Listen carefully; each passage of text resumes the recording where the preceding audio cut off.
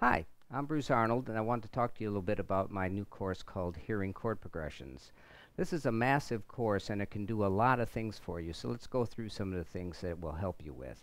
First of all, there's a new ear training exercise in here with over 100 MP3s that are going to teach you how to hear each chord in a chord progression. But you're going to be singing notes of chords, and you're also going to be hearing those notes of chords. And the nice thing is they're going to be with different instruments, so you'll really be able to, tell each note that you're hearing. Because a lot of times when people hear, let's say, 4 notes, and it's all from the same instrument, a piano, they have a hard time, dividing up in their ear to hear which note is being played. If you have it on 4 different instruments, it makes it a lot easier. So very excited about that. I've used that with a few students, and within a few days, they're much better at hearing chords. So it's a really effective exercise.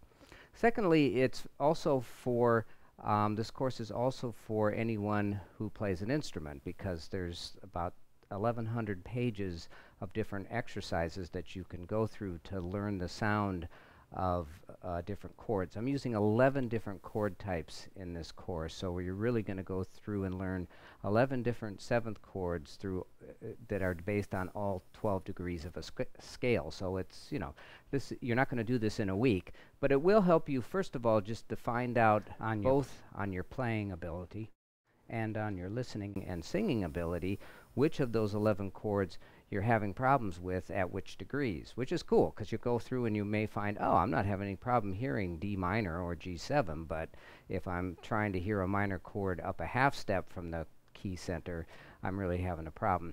And that really brings up what this whole course is about. It's about hearing everything within a key center, because if you can do that, you're really going to be able to tell what chords are going on. Typically when you start learning the structures of chords, they'll say, okay, memorize what a major 7 chord sounds like, or memorize what a minor 7 chord sounds like. And that can be useful if the chord is the 1 chord of the key. But what are you going to do if it's not? Okay, like if you had a 4 chord, you're not going to hear that let's say we're in the key of C. If you had the 4 chord, you're not going to hear F major as 1, 3, 5, 7, because you're in the key of C. You're going to hear that as 4, 6, 1, and 3.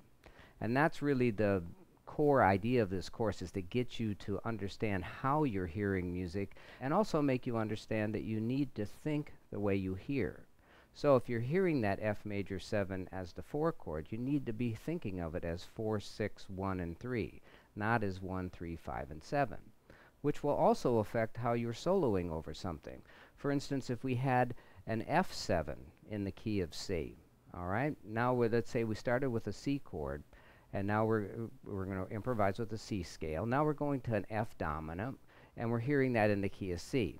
Should we go play an F mixolydian scale? No, we're not in F. We're in C, so we should play a C Dorian scale. Yes, a C Dorian scale is the same as a mixolydian scale, but you want to think the way you're hearing. If you're hearing that 4 chord in C, you want to think of it in C. So that's what this course is about, is really getting you to think the way you hear, and to develop your ability to hear all chords that are 7th chords in a key center.